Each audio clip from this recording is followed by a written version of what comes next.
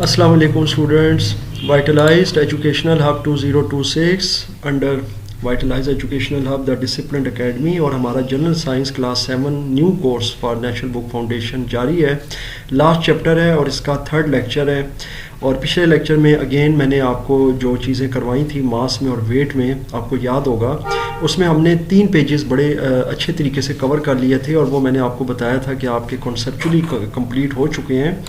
ये अगर आप देखें तो यहाँ पर तो अभी हम पेज नंबर 169 पर मौजूद हैं। इसकी कोई एक दो चीज़ों को हम समझेंगे और फिर मैं जाहिर है कि आपको ये जो जंपिंग ऑन मून और ये चीज़ जो है ना, और ये डू यू नो वाला जो बॉक्स है, ये आपके लिए क्यों इंपॉर्टेंट है, ये अभी आपको मैं समझाता हूँ। सबसे पहले थोड़ा सा रिकैप कर लेते हैं पिछले लेक्चर का। और जाहिर है कि ये ज़रूरी है क्योंकि एक तो सिर्फ इसलिए नहीं कि ये चैप्टर बड़ा मुश्किल है या यूँ कह लें कि अहम है, लेकिन उसके बावजूद हमारे लिए हर कॉन्सेप्ट इंपॉर्टेंट होता है और उसको अच्छे तरीके से डिलीवर करना हमारी ज़िम्मेदारी है, फ़र्ज़ है।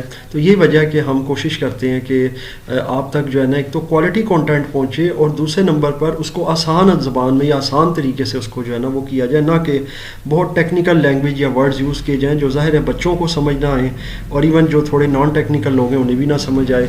अब मास और वेट का हम कंपेरिजन कर रहे थे। मेरे पास अब 2 चीज़ें हैं, मैं आपके साथ शेयर करता हूँ। एक है मेरे पास बॉल पॉइंट पेन है, एक मेरे पास मोबाइल फ़ोन है। और ये क्या एग्जांपल्स हैं, देखिए अगर आप इस चीज़ को समझें। सबसे पहले मैं आपको ये बताना चाहता हूँ कि ये जो आपके सामने अर्थ एंड स्पेस है, जो चैप्टर हम कर रहे हैं इसमें ज़मीन और खला जो है ना, उसके कंपैरिजन्स बताए गए हैं कि जनाब ज़मीन पर आपके मामलात कैसे होते हैं, आपका जो वेट होता है या मास होता है उसकी क्या कंपोजिशन होती है, उसकी क्या एग्जिस्टेंस होती है, उसकी क्या अपीयरेंस होती है, खला में क्या होती है, चाँद पर क्या होती है या दीगर सैयारों पर क्या हो सकती है। और ये जो वेट मेजरिंग जो स्केल्स जिन्हें वे मशीन्स या वे स्केल्स कहते हैं, तो ये कैसे काम करते हैं, ये सारी चीज़ें हम ज़ाहिर सीख रहे हैं। और इनफैक्ट हम इसके साथ साथ ये भी सीख रहे हैं कि जनाब वेट और मास में क्या फ़र्क है। ये मैंने पिछले लेक्चर में भी कोशिश की थी कि आपको आसान तरीके से समझाऊं।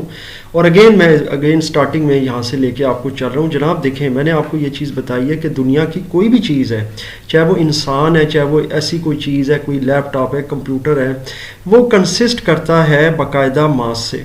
यानी उसमें मास होता है, मैटर होता है पूरा, और वो मैटर मास से रिलेटेड होता है। अब ये जो मास होता है ना, ये कहीं भी चेंज नहीं होता। यानी आप ये खला में चले जाएं, चांद पे चले जाएं, ये वही रहेगा। मिसाल के तौर पे अगर आप ये बॉल पॉइंट जो है ना चांद पर भी ले जाएं तो ये इसी तरह का रहेगा। इसकी जो लेंथ होगी ये कम नहीं होगी वहाँ जाके, ये वही रहेगी। इसके अंदर जो अमाउंट ऑफ इंक इसके अंदर मौजूद है वो भी वही रहेगी उतनी। वहाँ जाकर इस्तेमाल करेंगे तो अलग बात है कि वो यूज़ होगी, यूज़ होना एक अलग चीज़ है। अगर ये मोबाइल फ़ोन है तो ये इसी तरह एग्जिस्ट वहाँ करेगा। ये नहीं होगा कि ये आधा रह जाएगा, कम रह जाएगा, ऐसा कुछ नहीं है। ये जितनी लंबाई चौड़ाई है, जितना इसका वज़न आपको फील होता है हाथ में, ये वैसे ही रहेगा जब आप ज़मीन पर आएंगे। सिर्फ वहाँ जाकर इसकी थोड़ी सी जो एक आपको फ़ील आएगी ना, वो ऐसे आएगी कि जनाब इसका तो वेट ही नहीं फ़ील हो रहा। अब वो क्या वजह है वो मैंने पिछले लेक्चर में बताई है कि ये जो वेट होता है ना, ये ग्रेविटी की वजह से होता है। ग्रेविटी पुल करती है हर चीज़ को नीचे। अब मिसाल के तौर पर मैं भी कुर्सी के ऊपर बैठा हूँ ना, अगर ये कुर्सी को नीचे से कोई प्रॉब्लम हो जाए, कहीं से ब्रेक हो जाए, तो आप मुझे बताएं कि मैं इस वक्त कहाँ जाऊँगा। मैं डाउनवर्ड्स जाऊँगा। जैसे कि कोई आदमी अगर कुर्सी के ऊपर बैठा है, अचानक कुर्सी टूट जाती है तो क्या होता है, वो नीचे की तरफ जाता है। कहीं पर छत गिर जाती है और छत के ऊपर अगर कोई पर्सन मौजूद होता है तो वो कहाँ जाता है, वो डेफिनेटली नीचे की तरफ आता है। इसी तरह अगर कोई जहाज़ में ख़राबी पैदा होती है और जहाज़ जो होता है वो क्रैश करता है तो वो कहाँ जाता है, वो डेफिनेटली डाउनवर्ड्स ज़मीन की तरफ आता है। तो हर चीज़ जो होती है ना वो डाउनवर्ड्स इसीलिए आती है क्योंकि नीचे एक फोर्स है जो उसको खींच रही है अपनी तरफ, और वो है ग्रेविटी। ज़मीन पर ग्रेविटी का लेवल कुछ और है, वो मैं बता चुका हूँ। चांद पर कुछ और है, खला में कुछ और है, सूरज पर कुछ और है।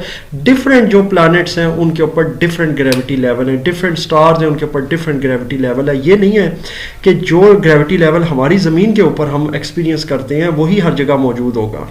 ग्रेविटी लेवल हर जगह डिफरेंट है और इसी वजह से हमारा जो वेट होता है ना वो ज़मीन पर डिफरेंट होता है, चांद पर डिफरेंट हो सकता है, खला में डिफरेंट हो सकता है, सूरज पर डिफरेंट हो सकता है, किसी और सैयारे या सितारे पर डिफरेंट हो सकता है। वेट की बात हो रही है। I'm not talking about mass, क्योंकि mass is basically a quantity of matter. It comprises of matter, जो matter होता है. तो जब ये matter पे consist करता है ना, तो matter तो वही रहेगा, वो आप कहीं भी चले जाएं, खला में, चांद पर, सूरज पर, वो सेम रहेगा. सिर्फ जो चीज़ आप एक्सपीरियंस करेंगे वो वेटलेसनेस होगी, यानी कि वेट कम होगा. तो आपने ये देखा है कि वो जो खलाबाज हैं वो इस तरह से क्या करते हैं जी, उड़ रहे होते हैं, तैर रहे होते हैं हवा में, आपको फील होता है. हवा तो खैर नहीं होती, मेरा मतलब है इस तरह वो हम जो एज्यूम करते हैं कि जी हवा में तैर रहे हैं, मतलब हवा तो ज़ाहिर है उस तरह प्रैक्टिकली वहाँ नहीं होती. ये चीज़ है. आसान सी बात है.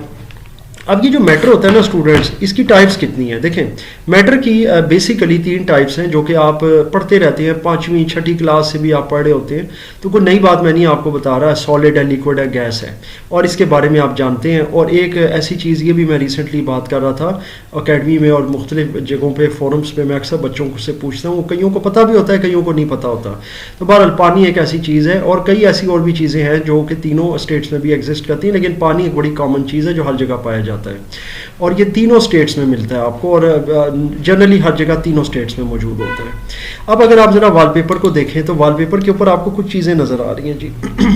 जैसे आपको ये एक स्पेस रॉकेट नज़र आ रहा है, ये जनाब आपको एक तराजू नज़र आ रहा है. ये पिछले भी लेक्चर में मैंने चीज़ें बताई थी आपको, और ये जाहिर है इनकी कोई सिग्निफिकेंस है, इनकी कोई अहमियत है हमारे लेक्चर के अतबार से या उसके ज़ाहिर बैकग्राउंड में कि ये क्यों मैंने लगाई हैं. उसकी वजह ये है कि ये जो आपका वे होता है ना, ये वेट, इसको ये वज़न करती है और जवाब आपको मास में देती हैं, लेकिन वो एग्जैक्ट वहाँ पे मास नहीं लिखा होता, क्योंकि जवाब तो केजी में आता है ना, तो हम उसे मास नहीं बल्कि वेट कंसिडर कर रहे होते हैं. तो ये हमारा कन्वेंशन सा बन गया. ये चीज़ें मैं पिछले लेक्चर में बता चुका हूँ, ये वेट और मास में क्या फ़र्क है और सारा.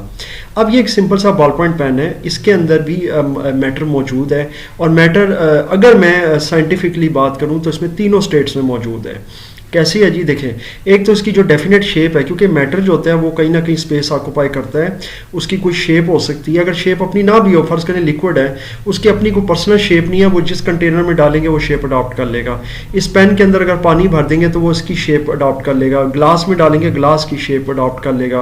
किसी बीकर में डालेंगे, किसी टेस्ट ट्यूब में डालेंगे, किसी सिरिंज में डालेंगे, जहाँ भी पानी डालेंगे भरेंगे वो उसकी शेप अडॉप्ट कर लेगा. उसकी कोई डेफिनेट शेप नहीं है, लेकिन मैटर बारर वो मौजूद है, स्पेस ज़रूर ऑक्यूपाई करता है. जो भी चीज़ स्पेस ऑक्यूपाई करती है वो मैटर है. इसके अंदर तीनों स्टेट्स में मौजूद है. क्यों? ये सॉलिड भी है जनाब, लिक्विड भी है, क्योंकि इसके अंदर सेमी लिक्विड टाइप जो है ना इंक मौजूद है. बिल्कुल लिक्विड नहीं कह सकते, लेकिन इस टाइप ऑफ लिक्विड चलें.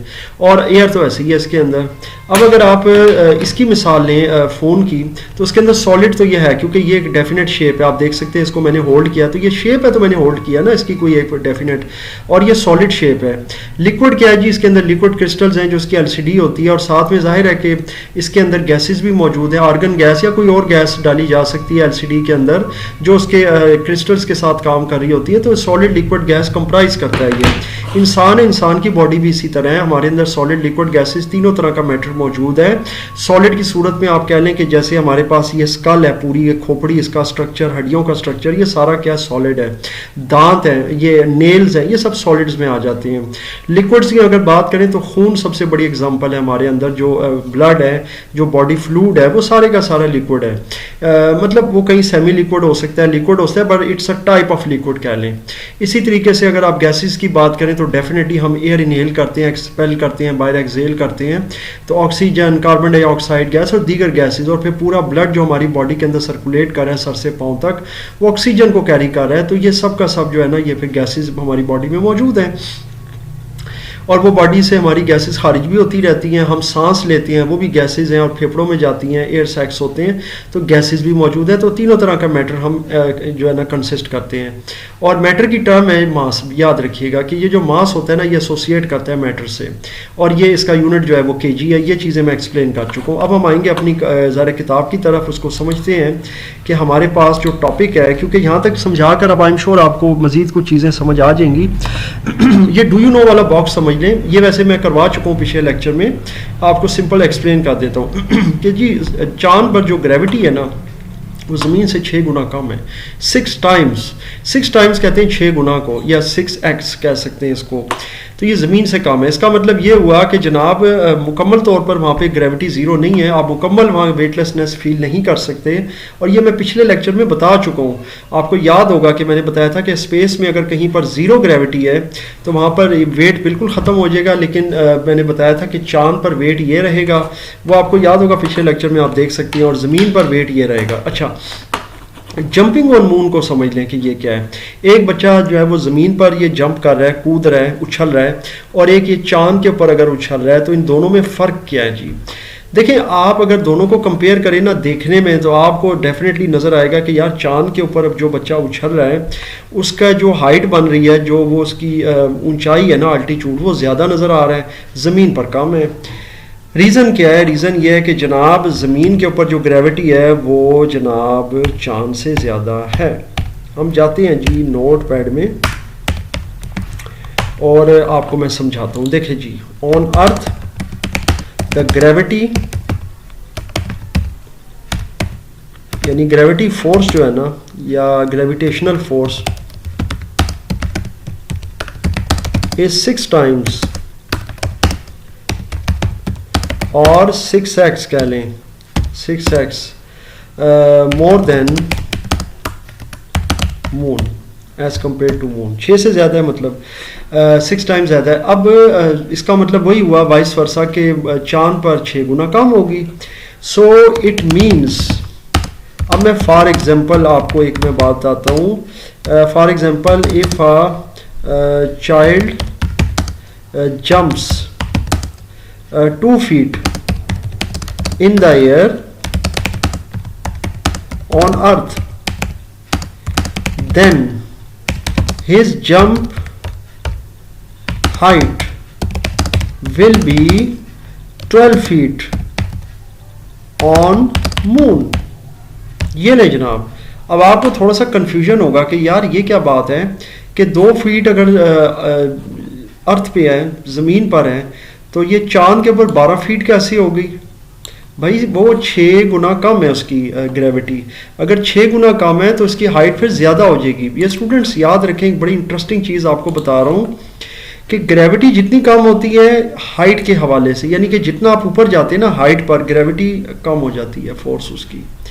इसी तरीके से चांद पर चूंकि ग्रेविटी कम है ज़मीन से as compare to earth's gravity, the moon gravity is 6 times less then.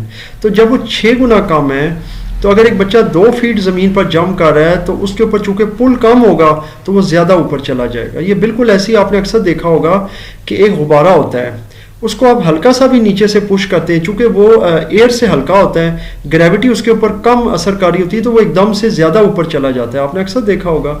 उसके मुकाबले में अगर कोई बॉल होती है भारी, उसको आप अगर हल्का सा यूँ टैप करेंगे, थपथपाएंगे हाथ से, तो वो हल्की सी भी ऊपर नहीं उछलेगी। लेकिन अगर एक गुब्बारे को आप यहाँ पे रख के और हल्का सा भी नीचे से वो थपथपाएंगे तो वो बहुत ज़्यादा ऊपर चला जाएगा। ये ग्रेविटी है जो कि आपको नीचे की तरफ खींचती है। चूँकि चांद पर कम है, ज़मीन से 6 गुना कम है, तो बच्चा जो होगा ना उसकी जो हाइट होगी वो 6 टाइम्स ज़्यादा हो जाएगी। सिंपल। अगर वो 2 फीट ऊपर जा रहा है तो 12 हो जाएगा, अगर 3 फीट जा रहा है तो 18 फीट हो जाएगा। इट्स वेरी सिंपल, बहुत सिंपल सी थ्योरी है, डेफिनेटली आपको समझ आ गई होगी। अब टाइड्स एंड ग्रेविटेशनल पुल की बात करते हैं चांद पर, और फिर इसी को ज़्यादा लेके चलेंगे। ये लेक्चर नंबर 3 है, आपको पता है, और मेरी कोशिश होगी कि अगले लेक्चर तक ये चैप्टर ख़त्म कर दिया जाए। बहरहाल देखते हैं। टाइड कहते हैं ज्वार भाटे को या लहरों को, और ग्रेविटेशनल पुल किस तरह की है चांद की, इसको समझते हैं। देखें, tides are the rise and fall of water level in the oceans, rivers and lakes. For example, आप जो समंदरों में या दरियाओं के अंदर जो लहरें देख रहे होते हैं ना, ज्वार भाटा, उसको या उतार चढ़ाव जो होता है पानी का, उसे कहते हैं टाइड्स या टाइडल वेव्स। उसको टाइडल वेव्स भी कह सकते हैं। अब हाई टाइड्स और लो, अब ये हाइड यहाँ पे लिखा हुआ है, हाई होता है असल वर्ड। मैं देख रहा हूँ यार ये हाइड कहाँ से आ गया, तो ये बेसिकली लफ्ज़ है हाई, हाइड लिखा हुआ है, तो ये गलत है जी। So I am gonna cross it, ये लफ्ज़ है हाइड। सो हाई टाइड्स या लो टाइड्स को समझ लेते हैं। देखिए, हाई टाइड्स वो हैं जो ओशंस में या समंदरों में देखी जाती हैं, और जिसमें से सी लेवल बढ़ जाता है मैक्सिमम लेवल पे। लो जो टाइड्स हैं वो बिल्कुल नीचे की तरफ जो गिरने वाली होती हैं उसको लो टाइड कहते हैं। ये आपके सामने ही है, हाई टाइड लो टाइड आसान सी चीज़ है। सो ग्रेविटेशनल पुल क्या होती है चांद की और ज़ाहिर ज़मीन की।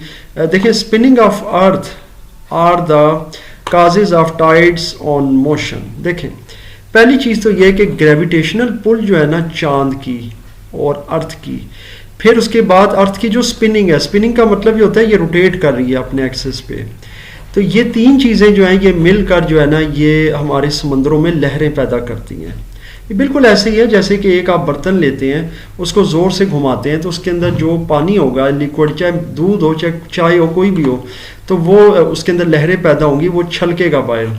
The moon has its on gravitational field. Moon की अपनी ग्रेविटेशनल फील्ड है, ज़ाहिर है हमें पता है, विच अट्रैक्ट्स एवरीथिंग ऑन अर्थ, जो ज़मीन की तरफ हर चीज़ को अट्रैक्ट करती है क्योंकि ये ज़मीन के गिर्द घूम रहा है स्टूडेंट्स, ये देखें। तो जाहिर है कि इसकी जो ग्रेविटेशनल पुल होगी वो ज़मीन पर काम करेगी, उसकी तरफ खींचेगी, including oceans, land, structure and people. The gravitational attraction of the moon has a major impact on ocean water. तो ये जो आपका ओशन का वाटर होता है ना, यानी ओशन कह लें कि ये जो आपके समंदर होते हैं, इसका जो पानी होता है इस पर ज़्यादा इफेक्ट पड़ता है। The oceans are drawn towards the moon's gravity, जो फिर समंदर होते हैं वो ज़मीन की ग्रेविटी की तरफ खींचते हैं, resulting in high tides on the earth side closer to the moon. और फिर ज़मीन की वो साइड जो चांद की तरफ होती है उस पर ज़्यादा तेज़ी से जो है लहरें बनती हैं। High tides on the far end of the earth is due to flow of water against the weak gravitational pull of moon because of inertia.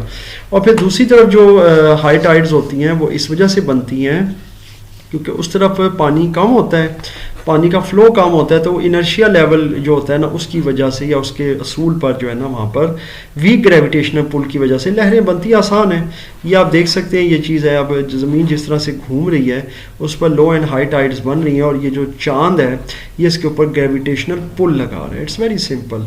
Tides can also be dangerous. High tides can cover the whole area of the beach. Beach कहते हैं साहिल को, जो समंदर के साथ होता है। तो जब ऊंची लहरें आती हैं तो वो ज़ाहिर है उस पूरे साहिल को ढांप लेती हैं और उस पर छा जाती हैं, यानी पानी भर जाता है साहिल पर। तो फिर जाहिर है कि लोग उसमें डूब सकते हैं। Life boats are often needed to rescue people because high tides can trap the people on the beach. और वो जाहिर है कि लोगों को साहिल पर फंसा लेती हैं, लोग फंस जाते हैं, डूब जाते हैं उसमें, इसलिए फिर उनको लाइफ बोट्स की ज़रूरत पड़ती है, यानी ऐसी कश्तियों की जो ज़िंदगी बचा सके। Revolution of earth around sun, seasons and constellation. अच्छा, अब इसको समझ लें, रेवोल्यूशन ऑफ अर्थ क्या है। यहाँ रेवोल्यूशन से मुराद इनकलाब नहीं है, इनकलाब बिल्कुल होता है, लेकिन रेवोल्यूशन से यहाँ मुराद है कि अर्थ के जो चक्कर हैं, जो उसकी एक गर्दिश है, उसकी बात हो रही है। फिर जाहिर है सीजन्स और कॉन्स्टलेशन की भी बात करते हैं, नॉर्थ पोल साउथ पोल को भी समझ लेते हैं। देखें, earth not only spins around its tilted axis, जैसा कि मैंने बताया कि जैसा गेंद एक घूमती है ना, जैसे एक स्पिन बॉलर होता है तो वो गेंद को घुमाता है, तो जब बॉल इस तरह से घूमती है उसको कहते हैं रोटेट करना, जैसे पंखा भी रोटेट करता है अपने एक्सिस पर, तो वो उसको कहते हैं स्पिन। उसे हम स्पिन मोशन भी कह सकते हैं या स्पिनिंग भी कह सकते हैं। मगर ये उसके साथ साथ सूरज की गिर्द रिवॉल्व भी करती है। Spinning motion of Earth involves day and night, while revolution of Earth around the Sun involves changes in seasons. अब इसको आपने समझना है कि ये क्या चीज़ है और ये कैसे काम कर रही है। देखें स्टूडेंट्स, जब ज़मीन अपने महवर पे घूम रही है ना, यानी रोटेट कर रही है, सिंपल, उससे दिन और रात बन रहे हैं, यानी कि वो उसकी एक गर्दिश से जो है ना वो एक दिन वजूद में आ जाता है। और आपको पता है जब एक दिन गुजरता है तो उसमें दिन और रात 24 घंटे में दिन और रात की कंपोजिशन बनती है। तो ये उसकी स्पिनिंग है, उसमें वो 24 आवर्स की स्पिनिंग होती है। वेयर है जो सूरज के गिर्द उसकी रेवोल्यूशन जिसको हम कह सकते हैं, जो हरकत है वो क्या है, वो गर्दिश जो है ना उसकी, उससे माहो साल बनते हैं, सीजन्स बनते हैं, मौसम बनते हैं। तो जाहिर है जब एक ज़मीन जो है ना वो सूरज के गिर्द अपना एक चक्कर 365 दिन में पूरा करेगी, तो 365 दिन का मतलब क्या हुआ, एक साल। और उस एक साल के दौरान मौसम बहार भी आएगा, ख़िज़ां भी आएगा, मौसम गर्मा भी आएगा। और ये सब मौसम जो है ना, ख़ास कर जो उसमें गर्मी सर्दी के मौसम होते हैं जो ज़्यादा ज़ाहिर है कि वो डोमिनेट करते हैं पूरे साल को, तो इस तरह के मौसम आएंगे। तो ये चीज़ें जो है ना ये फिर वजूद में आती हैं ज़मीन की गर्दिश से जो वो सूरज के गिर्द करती है। सो आई एम श्योर आपको ये चीज़ जो है यहाँ तक समझ आ गई है। So earth has 2 poles, north and south pole. Simple सी बात है, अर्थ के 2 पोल्स हैं an equator is an imaginary line around the middle of the planet. ये देखें, ये जो चीज़ है ना, ये इक्वेटर है और ये एक इमेजिनरी लाइन है। इमेजिनरी का मतलब होता है कि हम ज़मीन को एक गेंद तस्वुर कर लेते हैं, जस्ट लाइक अ बॉल। वैसे बॉल नहीं है, थोड़ी सी बेजवी टाइप कह सकते हैं, ओवल शेप में, लेकिन चले हम उसको एक बॉल तस्वुर कर लेते हैं, इमेजिन कर लेते हैं। तो एक इस तरह से एक सेंटर लाइन इस पर ड्रॉ करेंगे, इसको हम कहेंगे एक्वेटर। एक्वेटर का मतलब ही यही होता है कि इक्वल उसने जो है ना डिवाइड कर दिया एक चीज़ को दो हिस्सों में। तो अगर हम एक चीज़ या यूँ कह लें कि जैसे बॉल है जिसको हम अर्थ समझ रहे हैं या अर्थ को एक बॉल समझ रहे हैं, उस पर हमने इस तरह से एक लाइन ड्रॉ की है और ये बिल्कुल लाइन जो है ना इसने दो हिस्सों में तकसीम कर दिया है। तो फिर एक लाइन हम वर्टिकल भी ड्रॉ करेंगे, जैसे ये आप डॉटेड लाइन देख रहे हैं। इस तरह ये जो ज़मीन होगी ना, या ये जो बॉल आपको नज़र आ रही है, जो परफेक्ट सर्कल है, ये चार हिस्सों में तकसीम हो जाएगी, या चार क्वाड्रेंट्स कह लें। जो बच्चे मैथ समझते हैं उन्हें पता है ये चार क्वाड्रेंट्स हैं और ये पूरा 90 डिग्री एक बना रहा है। तो सिंपल सी बात होगी जनाब, इसको इक्वेटर कहा जाता है क्योंकि ये इक्वल पार्ट्स में डिवाइड कर देता है। और ये फिर जो चीज़ है ना, ये ऑर्बिट जो प्लेन होता है उसके परपेंडिकुलर होती है। ऑर्बिट प्लेन ये है आपका और ये इसके परपेंडिकुलर है। परपेंडिकुलर का मतलब यही होता है 90 डिग्री में उसके साथ है जी। एक्सिस क्या, it is the line around which earth spins. ये वो मतलब एक लाइन है जिसके गिर्द ज़मीन घूमती है, उसे कहा जाता है axis. Axis tilt is defined as the angle between the direction of north pole and the perpendicular to the orbital. सारे नॉर्थ पोल की डायरेक्शन है और फिर वो परपेंडिकुलर होती है ऑर्बिटल प्लेन के। सो अर्थ का जो एक्सिस टिल्ट है वो क्या, टिल्ट का मतलब होता है थोड़ा सा घूम जाना या तिरछा हो जाना। तो look at the figures, actually earth is tilted at some angle from the perpendicular of the orbital plane. Earth थोड़ी सी टिल्ट हुई हुई है, ये इसीलिए इन्होंने ये इस तरह से थोड़ा सा आपको टिल्ट करके दिखाया है, क्योंकि गोल चीज़ को आप जितना मर्जी घुमा लें वो आपको सीधी ही नज़र आएगी, क्योंकि गोल है वो। अगर तो वो चौरस हो तो वो आपको थोड़ी सी समझ आएगी। मैं आपको अब ये एग्जाम्पल जो है ना टिल्ट की थोड़ी सी समझा देता हूँ कि ये टिल्ट क्या किस तरह से है। देखें, मिसाल के तौर पर अभी मैं आपको यहाँ से समझाता हूँ कि एक चीज़ अगर मैं उसे टिल्ट कर रहा हूँ, लेट सपोज स्क्वायर है, अगर मैं उसे टिल्ट करके दिखा रहा हूँ तो आप उसको बआसानी देख सकते हैं कि जनाब ये टिल्ट हुआ हुआ है। जैसे कि अब ये थोड़ा सा अपनी जगह पे टिल्ट हुआ हुआ है, तो ये आप देख सकते हैं कि यार ये इस तरह से है। लेकिन एक इसके कंपैरिजन में आप जाएं और आप एक सर्कल लें, क्योंकि अर्थ की एग्जांपल हम सर्कल के तौर पे ले रहे हैं, तो उसको जितना मर्जी किसी भी जगह पे टिल्ट कर लें वो आपको फील नहीं होगा उस तरह से, क्योंकि वो क्या है, वो एक सर्कल है। सो जनाब ये चीज़ यहाँ पर आई एम श्योर आपको समझ आ गई है। टीचिंग पॉइंट देख लेते हैं। Teacher should bring earth globe with axis tilt to explain the concept of axis tilt, equators, hemisphere. मतलब अब आपके पास क्लासरूम में ना एक अदद ग्लोब होना चाहिए ज़मीन का, एक यानी 3D जिसको हम कहते हैं अपैरेटस, तो वो होना चाहिए जिसमें आप स्टूडेंट्स को टिल्ट के बारे में एक्सप्लेन करें। एक्सिस टिल्ट क्या होता है, यानी जो उसका एक्सिस है जिस पर वो घूम रही है। एक्वेटर्स बताएं कि जनाब ये एक्वेटर्स हैं। हेमिस्फीयर के बारे में बताएं। It can be use to explain changes in seasons, और फिर वो चेंजेस भी बताएं कि किस तरह से मौसम बदलते हैं। खैर हमारी लैब में ये चीज़ें मौजूद हैं और हम लोग गाहे बगाहे ये चीज़ें बताते रहते हैं। अब पेज नंबर 172 पे हम आ गए हैं जी। Earth revolves around the sun with its axial tilt. Simple सी बात है, ये जो एक्सल टिल्ट होता है ना, इस पर ये रिवॉल्व करती है सूरज के गिर्द। Earth tilted axis causes the season, और वही टिल्टेड एक्सेस जो होता है ना वो सीजन्स बनाता है, यानी कि गर्मी सर्दी जो भी ज़मीन पर होती है। Some people think that earth nearest to sun when there is summer on earth and farthest when there is winter. यानी कुछ लोग ये समझते हैं कि जब ज़मीन सूरज के करीब होती है तो समर आ जाता है यानी गर्मी, और जहाँ से दूर होती है वहाँ पे सर्दी हो जाती है और ठंडा मौसम होता है। Distance of earth from the sun affects the temperature on earth but not significant. यानी कि अगर जो ज़मीन का सूरज से फासला देखें तो वो डेफिनेटली समझ आता है कि वो टेम्परेचर के ऊपर अफेक्ट करेगा, मगर इतना भी नहीं करता। For example you are standing facing an electric heater. आप यहाँ पर देखें बैठे हैं और आप हीटर को फेस कर रहे हैं, राइट। अब देखें, you will feel significantly high temperature on your face side then the back side. तो आपको फेस के ऊपर इसका टेम्परेचर ज़्यादा लगेगा और आपकी कमर की तरफ इसका टेम्परेचर कम होगा। जैसे ही अब आप अपना रुख दूसरी तरफ कर लेंगे तो आपकी कमर के ऊपर इसकी जो है ना हीट वो ज़्यादा लगेगी और आपके चेहरे की तरफ कम लगेगी। तो आई एम श्योर आपको ये कॉन्सेप्ट समझ आ गया है। So if your face is opposite to the heater, then you will feel significantly low temperature on your face. Although the distance from heater is not changed, distance same है, सिर्फ ये है कि आपका एक रुख जो है ना वो सूरज से हट गया है। The same reason is for the summer and winter seasons on earth. तो यही रीज़न होता है ज़मीन के ऊपर मौसमों का भी। तो आई एम श्योर आपको ये चीज़ समझ आ रही है। अब ये ऑटोमनल इक्विनॉक्स और ये चीज़ें इंशाल्लाह पढ़ेंगे, और ये लेंस वगैरह का ये मैं इक्विनॉक्स के ऊपर वीडियोस भी बना चुका हूँ, समर सॉलिस्टाइस और विंटर सॉलिस्टाइस। तो ये इसके ऊपर आप देख सकते हैं, बड़े डिटेल्ड वीडियोस हैं कि साल का सबसे लंबा दिन, साल का सबसे छोटा दिन, गर्म तरीन दिन, सर्द तरीन दिन। तो इसके ऊपर मैं बहुत सारी वीडियोस बना चुका हूँ, ये मेरे चैनल पर मौजूद हैं। अगर वो चीज़ें मैं इसके ऊपर डिस्कस करूँगा तो सिर्फ एक डायग्राम के ऊपर हमारा कम से कम एक बड़ा लेक्चर जो है वो निकल जाएगा, फिर वो ज़ाहिर स्टूडेंट्स के लिए भी बोरियत का बायस बनता है, क्योंकि सम टाइम टीचर भी वो एक्सप्लेन नहीं करते और ना ही कोई इतनी ज़्यादा ज़रूरत होती है। डायग्राम को ही समझ लेना काफ़ी है, अक्सर औकात ये सवाल नहीं भी आता पेपर में। लेकिन ये कि इक्विनॉक्स को समझना या इन चीज़ों को, ये थोड़ा सा ज़रूरी है, जो हम अगले लेक्चर में इंशाल्लाह समझेंगे। यहाँ तक इस पूरे लेक्चर में ओवरऑल कोई भी क्वेश्चन हो आपका, कोई कन्फ्यूजन हो, तो मुझसे आप ज़रूर शेयर कीजिएगा। इंशाल्लाह ताला मैं उसका जवाब देने की पूरी कोशिश करूँगा।